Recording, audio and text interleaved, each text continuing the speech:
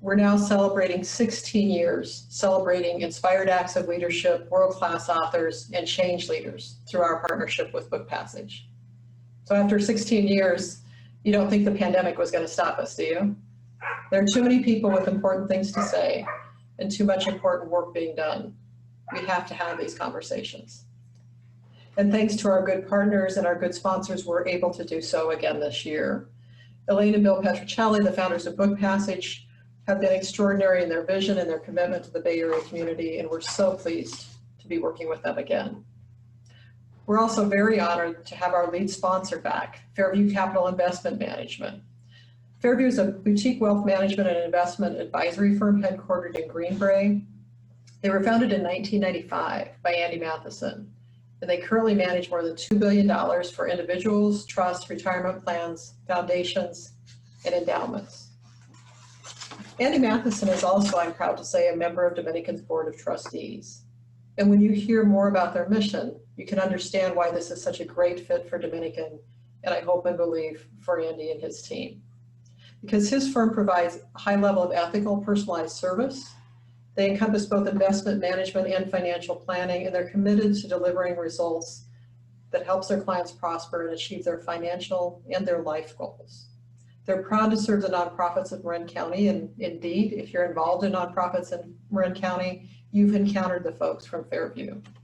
Their team has an extensive volunteer engagement and community involvement program. Tonight's program is also supported by our diamond sponsor, Christine Christensen, who I am very happy to say received her master's in business administration from Dominican, and she's now among an elite group of the top 5% of Marin County real estate. And you know how competitive real estate is in Marin County. Christine is with Vanguard Properties, a locally owned and very dynamic real estate brokerage, and she believes strongly in giving back to the community that has helped her realize her professional goals. So we are all the beneficiaries of that today.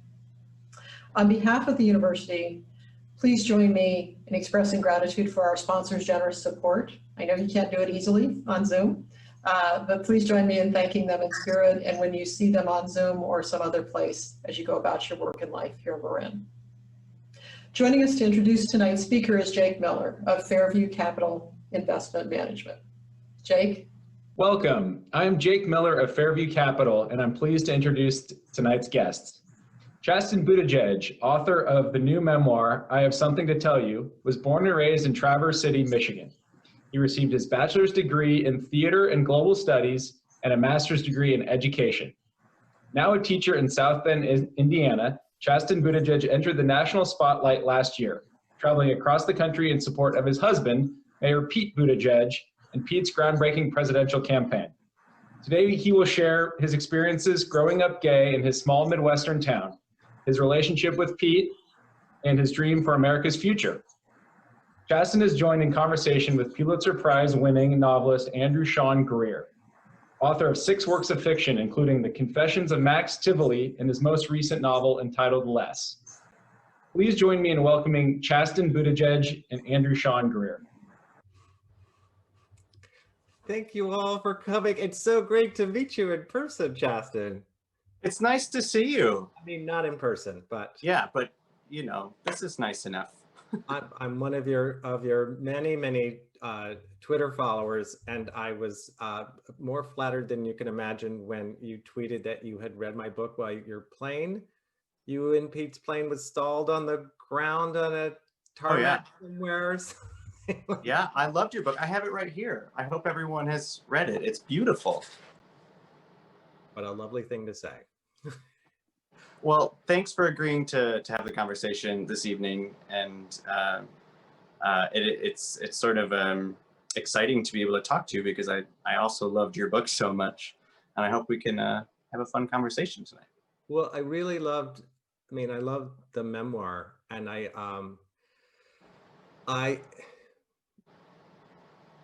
think what I found most striking about it was, and I think maybe this is what people have found striking about you, is that it's so vulnerable. Like it wears everything on its sleeve. And I think we see that on Twitter, and you talk about how you just weren't thinking about what you were doing at all. Yeah. And there's something without artifice about your at least your social media presence, and then I feel like it must actually be you, seeing you right there. It's me in my attic. Welcome. The dogs are coming and going. You know, it's just me hanging out. Yeah, that's the book I wanted to write. I was really nervous to write it, to be honest, because people in politics don't write books like that. And there's a high risk in being that vulnerable and sharing really dark, scary details about your past. And you know, Peter encouraged me to write that book. My editor encouraged me to write that book. But hitting send on that final manuscript was a little nerve-wracking because I have never seen a book that open in politics, but that's just who I am. I can't, you know, paint a glossy facade over everything that happened in life. And my story is definitely not a, you know, I grew up gay and then I ran away and pulled myself up by the bootstraps and now it's all great. It's just not how life worked out. And that's not how life works out for many people. So I wanted the book to be as conversational and as authentically Chasten as possible. I think, I mean, for me, I did have the feeling, kind of, I felt like there's a happy ending, you know? I mean, today is not a happy ending, but like, because we all know we know there's going to be a love story, you know, there's going to be disappointments, there's going to be being thrust into the limelight and sort of walking back from it. But that it's why I think I allowed myself to laugh at things that are really painful. Yeah, I know some of the opinions that, you know, early opinions I was getting from folks about the book was some people were uncomfortable with the humor. So like you're going into really dark places and you're taking us into these really dark places. Why put a joke in there? You know, why cut the emotion? And that's just who I am as a person. And I wanted the book to feel like you're, you know, talking to me. And if I were telling you that story in person, I probably would cut some of the awkwardness with a joke. But I think to read the book is hopefully to know me, because I'm very, very proud of, you know, what's out there. I don't feel like it's a caricature of myself. I really do believe that you're, you know, getting an authentic story. I'm rooting for you to get rid of your debt. That's what I'm most. Stop buying the Trump books. Buy my book. I'm just like, by the end, I'm like, okay, I want him to go, you know, back into education because he has so much to say. But mostly, I want the debt gone because it feels like it's people don't talk about when they talk that it's another kind of emotion is money. And that's why I talk about it so much in the book, because, you know, as a society, we have just learned that, you know, if you have debt, then you are broken and you failed, right? So I'm a first-generation college student. I went to college and I'm struggling to figure out how I'm supposed to make this all add up. And everyone just keeps saying, get a bachelor's degree, and, you know, and the world will open up. You know, and one trip to the emergency room without health insurance shortly after college, just it broke me. Well, it broke the bank. And I feel like we don't talk about those things because we're all supposed to have it figured out, right? And the idea of student debt, medical debt, not knowing what you want to be when you grow up at the age of 18, right? All of those things mean you have sort of failed the American dream game. And I just wanted to be honest about all of those feelings and experiences. Well, I always think it is. I try to be honest about money with my friends and especially with fellow writers. In fact, I was doing an interview with a filmmaker, Charlie Kaufman, who made like Being John Malkovich. And we started just like this. And he said, hey, how do you make money? And I'm like, wait, no, we're on the air. He's like, do you teach? How do you make a living? Because he wanted to be really honest about, I'm like, not now. Right. Well, think about, you know, and I mention it a little bit in the book when we talk about dating and how exhausting it can be. What's the first question we always ask people, you know, in small talk or, you know, when we sit down for a date? It's, what do you do? And it's not, what do you do that brings you joy? What do you do on your day off to relax? It's, what do you do to make money, right? And because we are so wrapped up in the idea of the career and the work defines who we are as a person. I never felt that way. I write in the book, my biggest goal in life was to be a dad. I just sort of found education. I found theater education. There are things that make me feel alive, and they make me feel like I'm, participating well and giving back. But yeah, I'd go on these dates with like doctors or lawyers and, people who seemingly like have their shit together. And like, what do you do? I'm like, well, I rent my apartment on Airbnb and I substitute teach and I'm in grad school. And, sometimes I do this tutoring program. And to them, that idea is like, oh, you don't have like a full-time 40-hour job. So therefore like you don't have it together. But, like all of those things made me happy. And I liked doing all those things. But the idea of like where you make the most money is the thing that defines you. I just never prescribed that thinking. Well, I kind of don't want to talk about policy, Oh, even though I know you can, because that's not what the book is about at all, no. But I do, you're touching on these things that are very American. When I talk to European Yeah. friends and they complain about their taxes, I'm like, your school was free. And if you have an itch, you just go to your local clinic and you don't pay anything. Mm-hmm. And we all call up a friend who's a nurse and take a picture of the cut on our finger and say, do I have to go to the ER? Right. And they're shocked. Well, it's something that pushed me to write the book. So when I was approached to write the book, I was like, no, like, what do I have to say? Right. And I'm sort of always sensitive in like how much space I'm taking up. Right. And I, at first, didn't really believe in even my own story.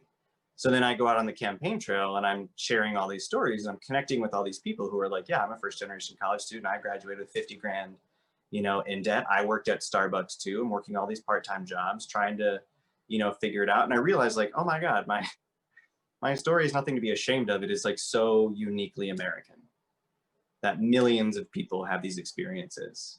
And that's why I wanted to share them and talk about them, because I feel like also many people who are involved in politics don't have that story, if that makes sense. I never really saw that story reflected in the people representing us in Washington. Yeah, because there's a vibe, even if it isn't true, of being, Rockefellers somehow, like born to be. Yeah. And if you talk about student debt, you talk about medical debt, you talk about basically not having your shit together, then you're like somehow broken and weaker and less than. I don't think people talk about their vulnerabilities. And not that everything I talked about in the book is something that everyone should talk about. I mean, especially when we get into, abuse and assault. I just felt like I need to share those things. I need to talk about those things because I want people to see themselves reflected in this story, and I want them to feel less alone. But the little political side of my brain is saying like, don't do that. That could like hurt your husband in the future. That could hurt your, future. People don't really talk about that stuff in politics. But I wasn't interested in glossing over everything.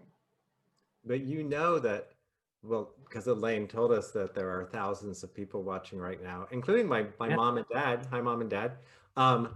And that I was so moved in the memoir when you talked about some people who are surely watching right now, like young queer people who Mhm. would come up to you in tears in the closet, trapped by Yeah. whatever circumstances, and how life-changing it was to just know that you exist. Right. Hear your story. There were people who would come up to us and like, I remember this one gentleman who like had his hands on the side of Pete's face,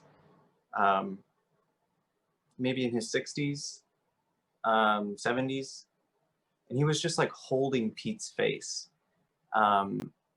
just all tears, and could barely find the words. And the idea that for some people that like Pete existed was a dream come true.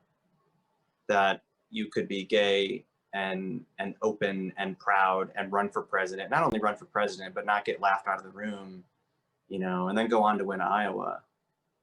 that you could do that, you could exist. And for some of the people that we were meeting,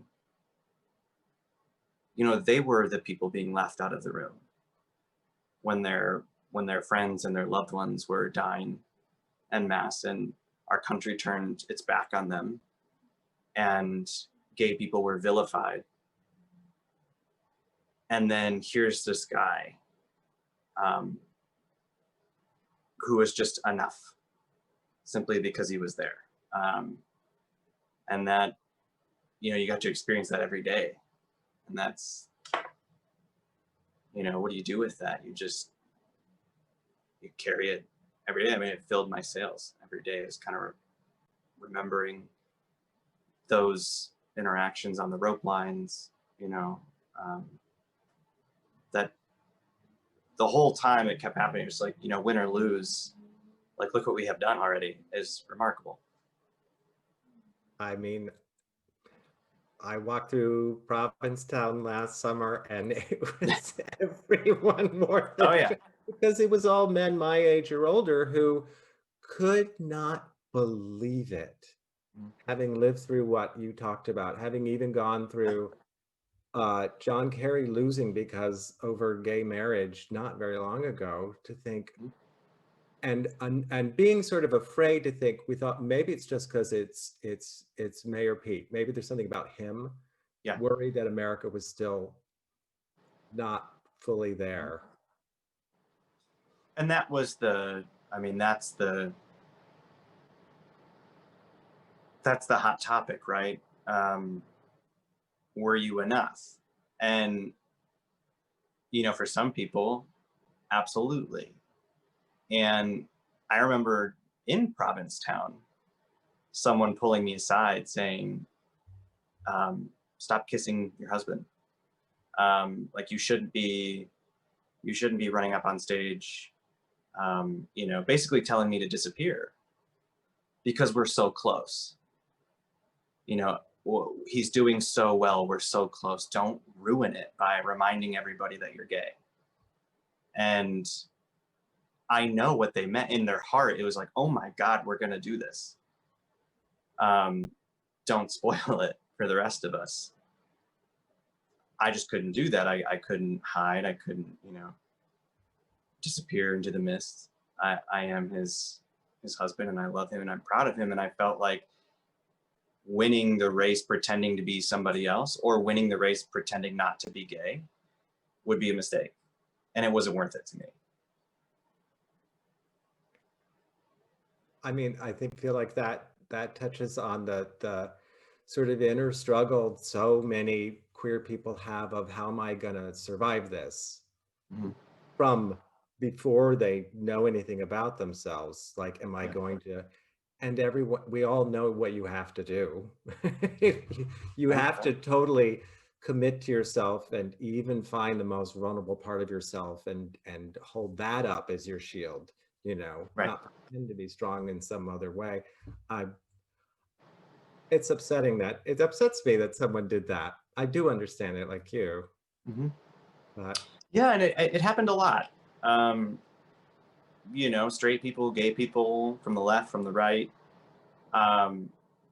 And the funny thing is, like, when you're, like I write in the book, like, when you're the spouse, you are like the walking suggestion box. Because, like, no one wants to say anything off-putting to the candidate, but they're like, oh, there's his husband. I will tell him everything I don't like about anything in the world, right? Like, oh, he should wear different shoes. He should really, you know, blah, blah, blah, fill in the gap. And so many people felt like they could just tell me, and in a way I kind of like that. Like, is it something about me that makes people feel comfortable and welcome? Because I always hope that's how I come across. But, you know, they like tug on your shirt and say, like, I really think you need to, like, cut it out, or, you know, whatever. And then that you felt that from one side, and then, you know, from the other side, it was, you know, is he hiding his husband? Because I was his number one surrogate, so I was also traveling the country apart from him, so I wasn't with him very often. And so then, you know, of course, people, like the rumor mill starts, and like, is he hiding his husband? Is he, you know, going alone? Or people just playing into, you know, narratives about whether we were or were not gay enough. It was just like, it was kind of like standing in the middle of a blender, right? And just like watching it all happen around you while trying to like remain like firmly planted in your reality and your lived experience, because it can just suck you away so fast, and you can lose yourself so quickly in the process. How did you build a kind of, or maybe you didn't manage to build a filter or barrier or a way Yeah. to recycle the trash? I mean, here it is. You had to write a book because you Yeah. remembered it. Yeah, I had a great body woman, Emily, who was with me every day. I brought friends out on the trail, family came out on the trail. You know, sometimes things would be lobbed at you and you'd get in the car, and, you know, I'd look at my body woman and we'd both be like, that's not about Chasten. You know, like that person doesn't know Chasten. That person has an idea of what Chasten represents, or is using Chasten as a, you know, a mechanism to talk about something that they don't like. But that has nothing to do with who I am as a person, right? You know, supporters of other campaigns who would like picket outside my events, you know, or spit at me on the way between the car and the door, like lobbing insults and curse words at you. It's like, I'm literally, like, to them, I am a, you know, just representation of the Pete Buttigieg campaign. You know, a campaign that they want to beat. And like all of that has nothing to do with this person. And it took a, you know, surrounding yourself with people who could remind you of that. But it was also, you know, learning on the fly, because you don't expect when you launch a campaign that, you know, fast forward almost a year and that's what people would be doing to you. But you learn very quickly, like, I am this person. I am not the person that you are describing. I guess it's a hard skill to come by. I don't know. I just tried to keep my focus on who I am and what I'm doing, and, you know, I'm doing the work and they're tweeting. So, you know, I got to stay grounded in my work and my purpose and what I'm here to do, and not allow myself to be distracted by like a very loud minority of people. Has it calmed down now, like insults to you? Because you're still engaged. Yeah. Well, yeah. I mean, of course it has, because I'm, you know, in my house all day, and I'm not, you know, in 5 states a day anymore. But that's the thing that comes with just being a public person, right? You know, it could be millions of people, and if, you know, 1% hate you, that's still thousands of people that might hate you. You can't be distracted by. Pete taught me that analogy, but he used a few different choice words, you know. Like, if there are tens of millions of people who are watching you, and 99% of those people love everything you're doing, that still means thousands of people might not like you. And you can't be distracted by the 1% of people who are saying something about you, because 99% of those people are being touched by your message, or being moved by your message, are watching and listening to what you say, and that could be changing or saving their lives. So you can't focus on, you know, oh my God, this person tweeted this really mean thing about me. You got to focus on that kid right in front of you who's holding your hand, crying, talking about coming out to his parents, not sure what he's going to do or where he's going to go. You listen to that couple talk about how they drove 8 hours out of their town because they're not allowed to be gay in their own town, but they wanted to come to a Pete event and meet us. But they risked other people seeing them at a Pete event, so they had to go out of state for it, right? You focus on these people in front of you, their lived experiences, and all of the work that you're doing, and not, you know, some homophobe hiding behind like a cat emoji on Twitter. Like, that's, you know, it's not worth your attention.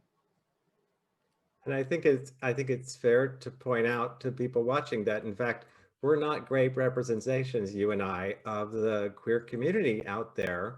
we're the ones who were like two white guys who came out and it went relatively okay. And we got out of, we didn't get caught Yeah. up in bar scenes or tough. We managed to get out, Yeah. the way so many trans people and people of color Yeah. don't, trapped by others. Right. And so the thing I wanted most of all was never to see, I didn't want people to look at me and see a person who was pretending to have it all figured out. And so a huge part of my work on the campaign trail was going out into LGBTQ centers all across the country and just listening. Because if you're, in the back of my mind, I'm thinking, oh my God, my husband might actually become the next president of the United States. And this is going to be a really historical presidency. But I am a sliver of the community that I belong to. And I don't want to go to the White House just pretending to have it all figured out.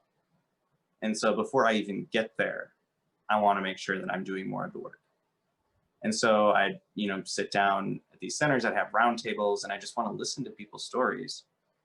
And the experience of the LGBTQ plus community in America is so vast. I did a roundtable with some young queer people out in the desert in California. And I was listening to this young trans woman of color who had recently left the foster care system, is now like trying to get on her feet, struggling to find housing, struggling to find employment because everybody in town, employment-wise, is demanding that she dress as a man when she comes to work, which is so degrading. But you have to support yourself. And so she's stuck in this dilemma of, what am I supposed to do, right? I have never had that experience, right? And I probably will never live that experience, which is so important to just go out and listen to people. And the thing about social media is like we're always talking at one another, right? We're not talking with one another. And so that was just so important for me to just stay laser focused on those people in front of me. I toured a lot of centers in the middle of the country, very vividly in Oklahoma, where the Equality Oklahoma Center in Tulsa literally shelters people from tornadoes. Former, I think, torpedo factory. So great for tornadoes, strong building. But they were continuously denied a building and are continuously denied, one, dignity in the city. But then yet, come tornado season, everyone loves to, pop into their center if they need to take shelter, which means that, people are denying them care and dignity and respect, and yet they are sheltering those same people from the literal storm. You would just hear these stories every day, experiences that you and I probably never faced, right? And I write about my housing insecurity and what it was like running away from home and sleeping in my car, but that trauma is very different from other people's trauma. And so I could share that and say, like, this is my experience, but I want to know yours. And I share it with you because I hope that in my being vulnerable with my pain, you will be vulnerable with yours. And let me take that to Washington and guide all of my work. See, there's that vulnerability again that I don't think I see a lot in politics. No. For real, I think I see versions of it, and humility. But I think that's often, I think, a role queer people take in America is sometimes it's why I liked your memoir so much, because it's a show of pain without asking for pity. It's it's sort of saying, I know you're in pain too, here's some of mine. And let's laugh about it together. And there's a sense that you have an idea of a sunnier future. And I know you wrote this after 2016. So do you have a sense we're going to come together? Politically? Yeah.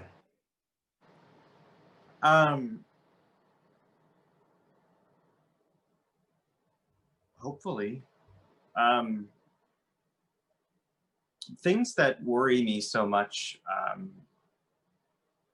is just how we are becoming so quick to just give up on one another.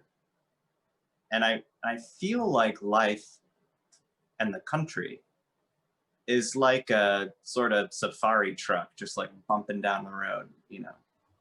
But I want everybody on board to be headed in the right direction.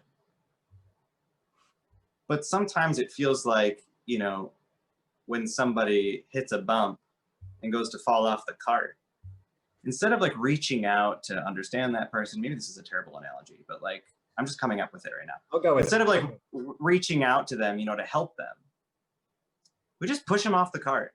You know, someone makes a mistake, canceled, see ya, bye. And I don't want to give up on people because I need people to fight for me too. And I need people to fight for every single person who has been denied a voice and who doesn't even get to fight for themselves. But I'm so fearful that we just give up so quickly on our neighbors. And I mean, this president is terrific at changing the subject, invoking violence, peppering his speeches with homophobia and xenophobia, which is, you know, normalizing hate, which means we are then quicker and quicker to give up on one another, judge one another, cast one another aside. And if we're not willing to have conversations with people we disagree with, or, I mean, approach life with empathy, and that's how we just end up with people like Donald Trump.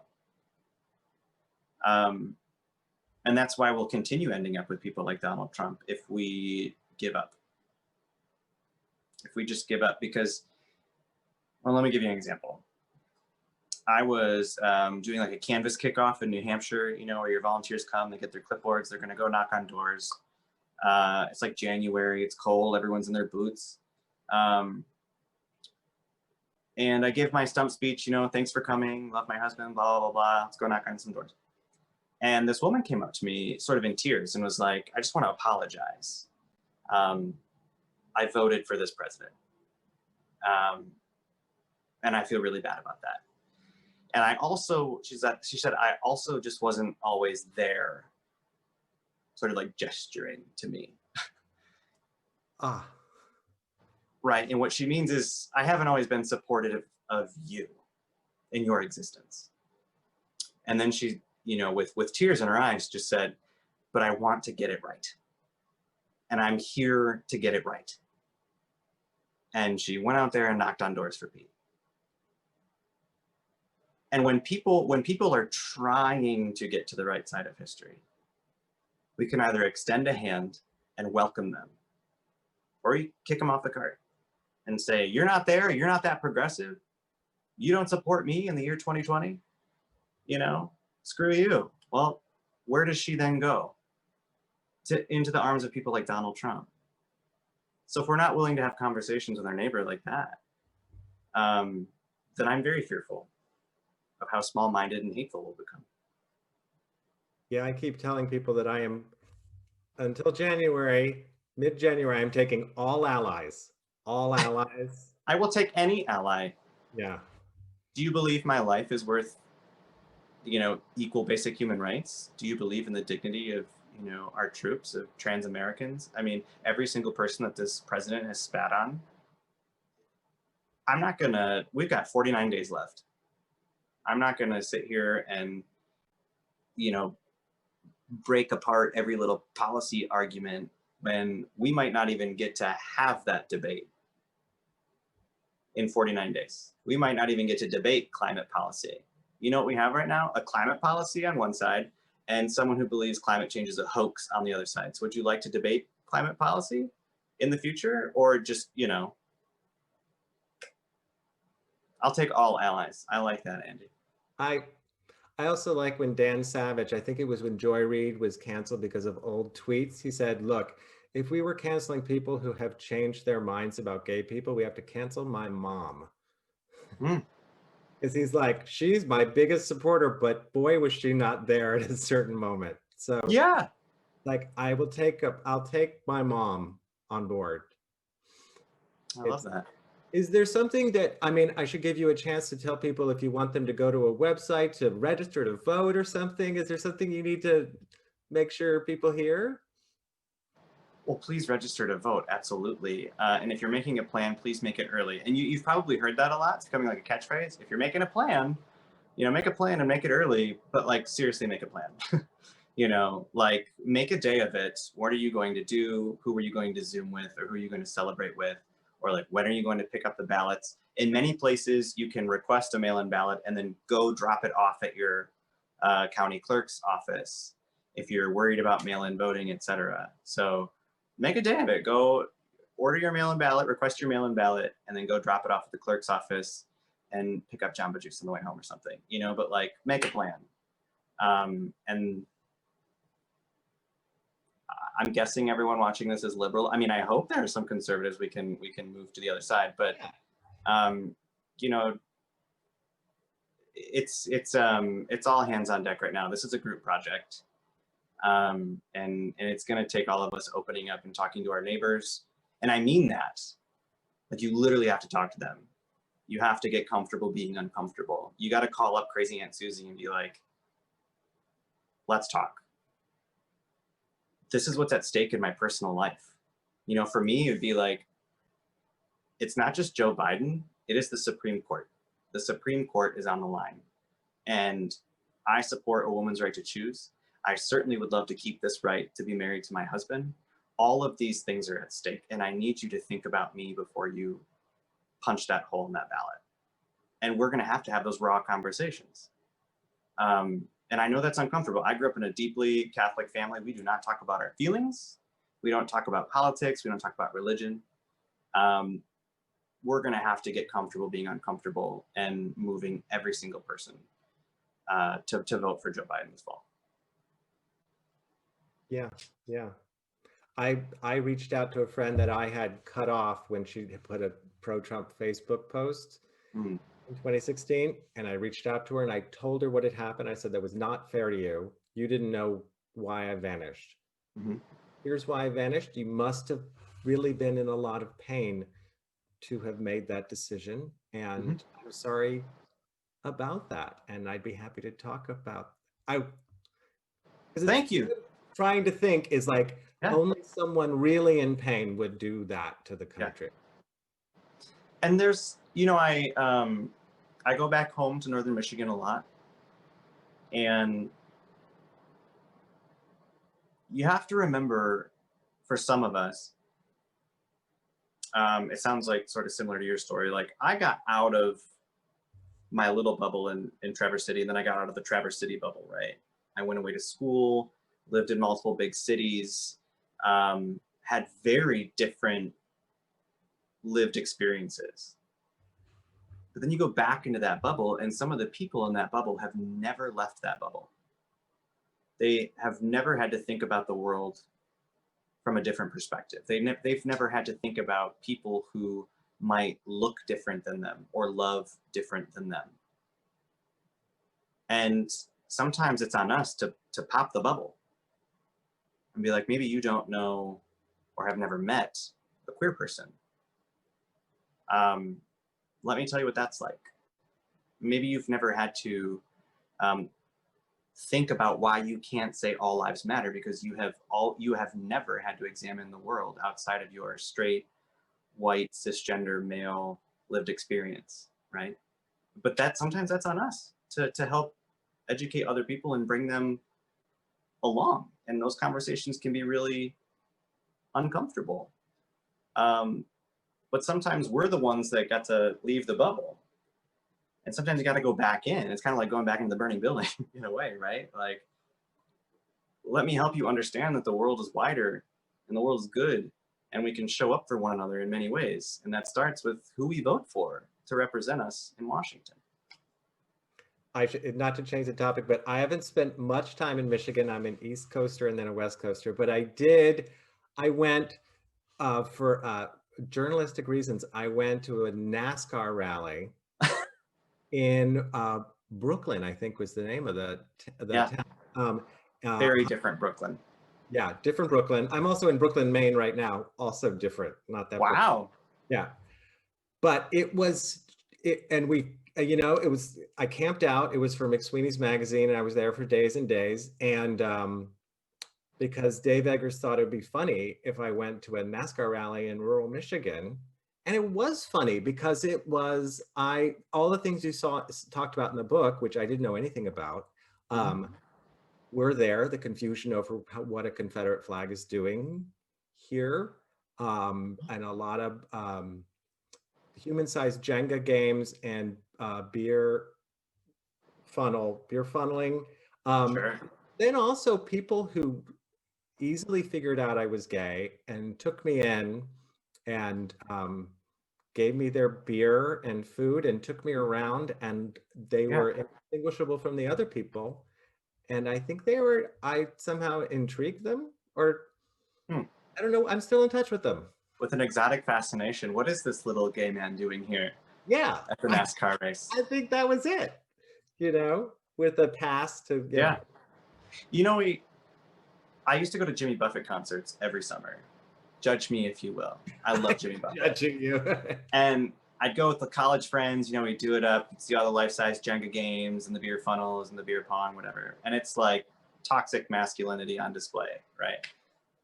And as a person who was like still coming into their own, very fearful of many of these types of men who I have learned probably hate people like me, right? And then you would be so surprised when you would meet someone who at first I perhaps had profiled as, oh my God, this person probably hates me. They're probably very homophobic. And then they're very welcoming, right? They welcome you into their barbecue. You know, when you mention your boyfriend with bated breath, wondering if these people are going to scoff at you or, you know, if it's going to be okay. And then when it's okay, you realize like, oh my God, the world isn't as terrible as I maybe think it is, you know, and these people are totally fine with my existence. And that has been my experience. I've lived in the Midwest my entire life.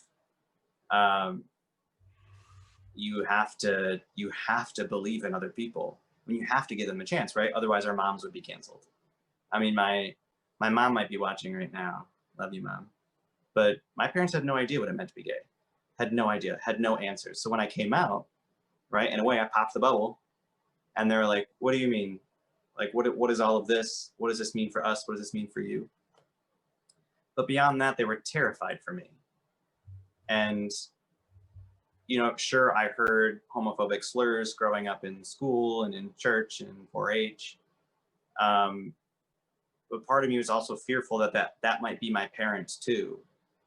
But the thing that surprised me is my parents called me home after I had ran away for a couple months. And then just said, you know, how do we do this, right? How do we show up for you? How do we fight for you? And we have none of the answers. And I took a chance on a lot of people. Sometimes you lose them. But if you're not even willing to take the chance, I mean, think about all the things that we might have missed out on. I'd love to hearing about your grandmother. Yeah. Yeah. Devout Catholic.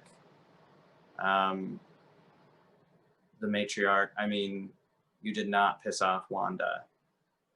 And my biggest fear was coming out would break Grandma's heart. By the way, if you've read the book, the dedication for Wanda is for my grandmother. If you haven't read the story about coming out to her, I won't spoil it. But, you know, that feeling of sitting in her Buick and just like, here it comes.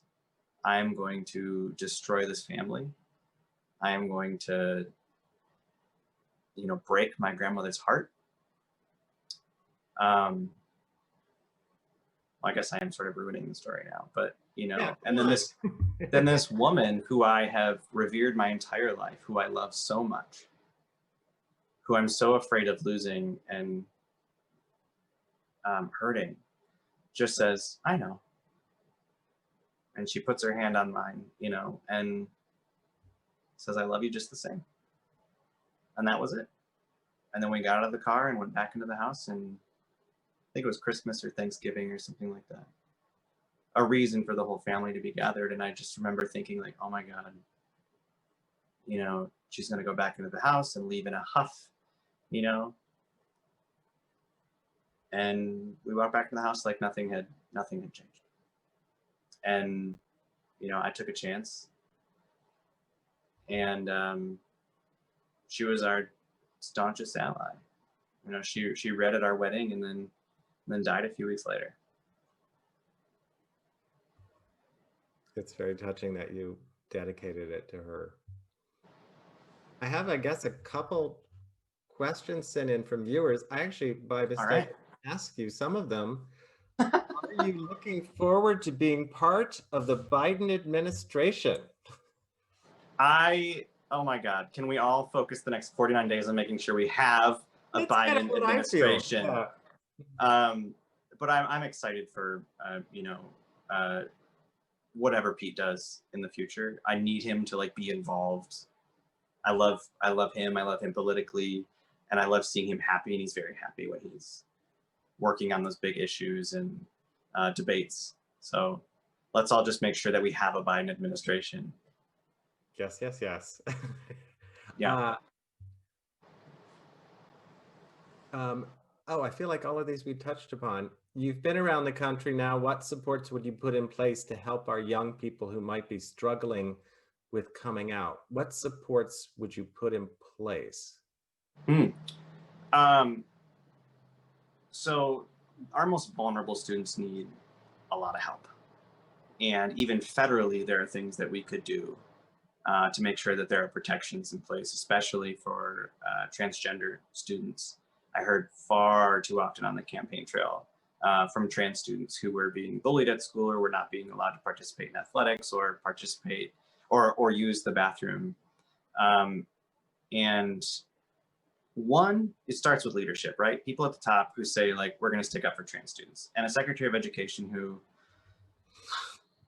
believes in education, public education, and then who, you know, works on federal mandates to protect trans students and LGBTQ students. And then there's something else that I think we should start considering is that we think about a lot of these issues on like a big scale, like we have to elect Joe Biden so we can take care of our, you know, most vulnerable students. But in many parts of the country, what kids actually need is a sympathetic school board member that they can go to and say like, I'm not getting this at school, or I'm not getting the protections I need or deserve, or the respect I need or deserve. Imagine if every city had a school board member that was, you know, the safe space for kids. They knew somebody on the school board was fighting for them. And so it's not just about electing Joe Biden, it's making sure that our school boards reflect the diversity that we want to see in our districts and our school buildings. These are the people who are fighting or not fighting for your children. And so we can't always think about, you know, the presidency, like it's the only office that gets to make change. Oftentimes it's right there in your community, those people. I mean, when Pete was running for president, the local media and state media was like, Pete, Pete, Pete all the time. And a very homophobic person in South Bend slipped right onto the city council because no one's paying attention to what's actually happening in South Bend. They're watching the show, the big show, who's going to be the next president. And we need to make sure that we're aware of who's representing us right in our own backyard, because they're making decisions at the local level on our behalf as well.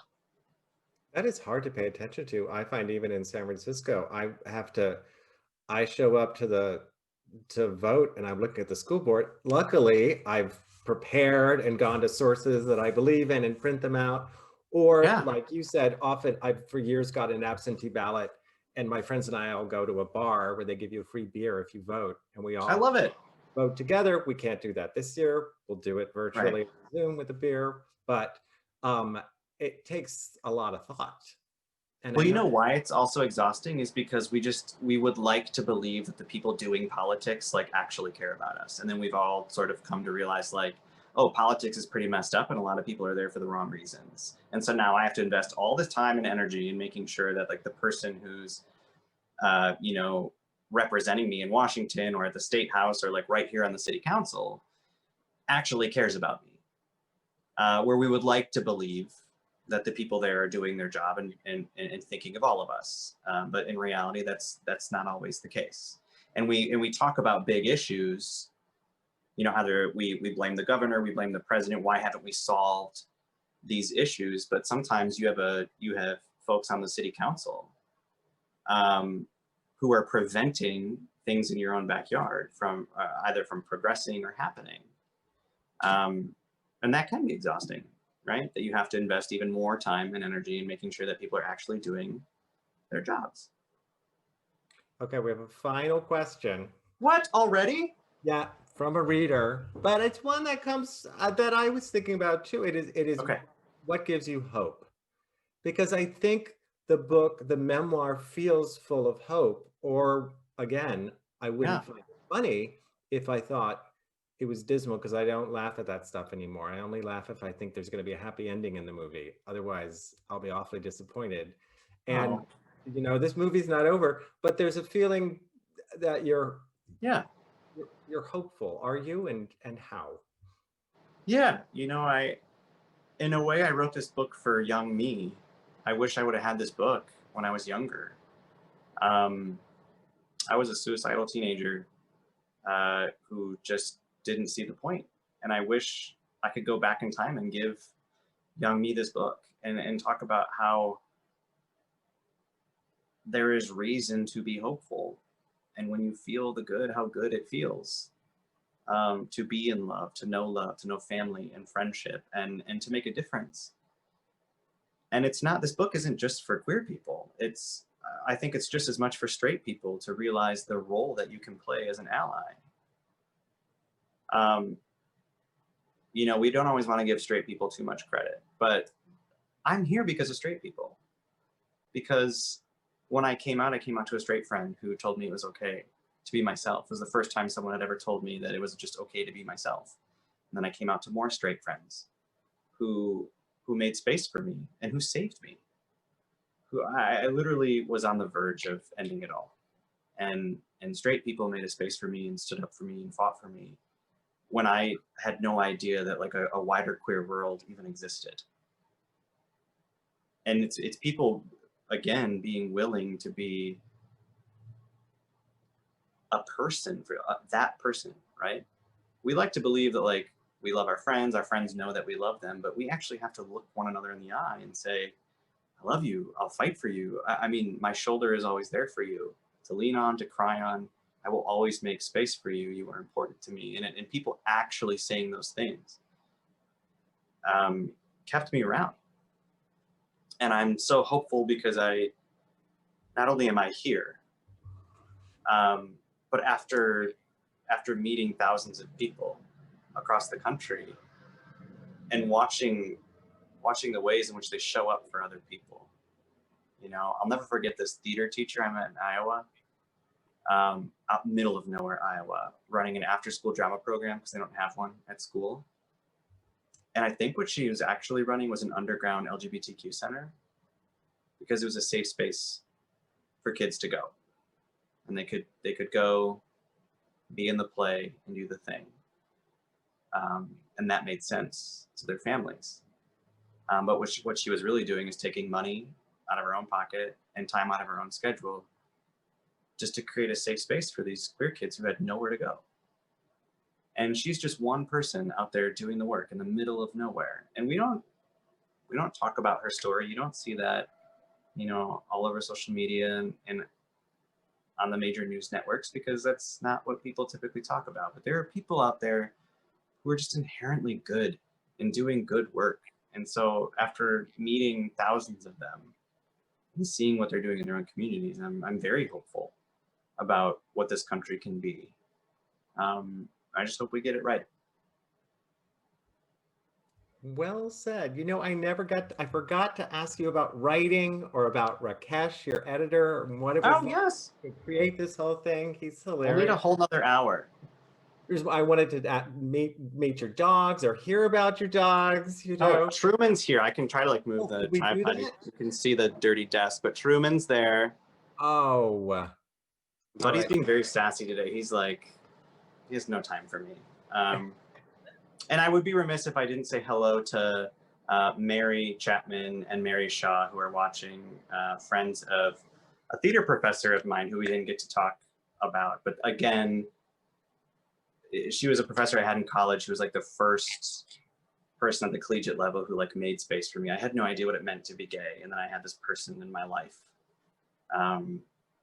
Again, someone who just opened up their office for me, and we would talk for hours, and it was like my safe space to go. And so I think that's her mother and her friend who are watching, residents in San Francisco. So Mary, your daughter is wonderful, and I'm very grateful for her. Thank you, Andy and Chasten. This was just amazing, and I so appreciate that you were here today. And Chasten, I know that I'm going to have more books from you as well as Andy. You are a real natural storyteller, and Oh. I just loved I Have Something to Tell You.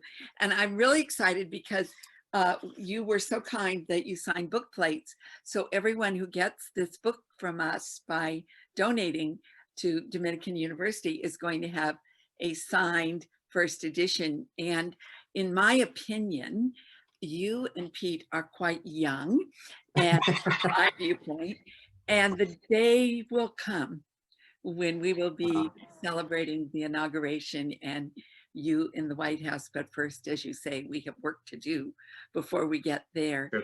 I am so proud that you were both here today, and that you're part of this group of 3 amazing authors. Next week on the 24th, John Meacham will be here with his new book, His Truth is Marching On, John Lewis and the Power of Hope. And not only did John Lewis give John Meacham access as he was writing the book, he actually wrote an afterword before he died. So this is going to be a truly interesting time. Please come with us. And on the 1st of October, Al Sharpton will be here with his book discussing Rise Up, Confronting a Country at the Crossroads. So I feel with Chasten and Andy today and our next authors, this is a group that will really help us think and get through and make a big difference during this time. Dominican is such a haven for its students and for our community. And 2/3 of the students at Dominican identify as ethnically diverse, and I can tell you they are sexually diverse as well as the faculty, which really matters.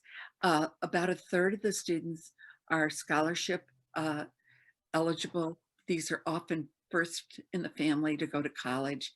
I think they will get through Dominican with your help without huge loans on their backs. If you do donate today, you can help Dominican continue with the work that it does. And you will also, if you donate any amount, that's great. If you donate $50 or more, you're going to get this signed book plate with this incredible book. If you're in the area, you can pick the book up at Book Passage in Corte Madera. We'll have your name on it and ready for you.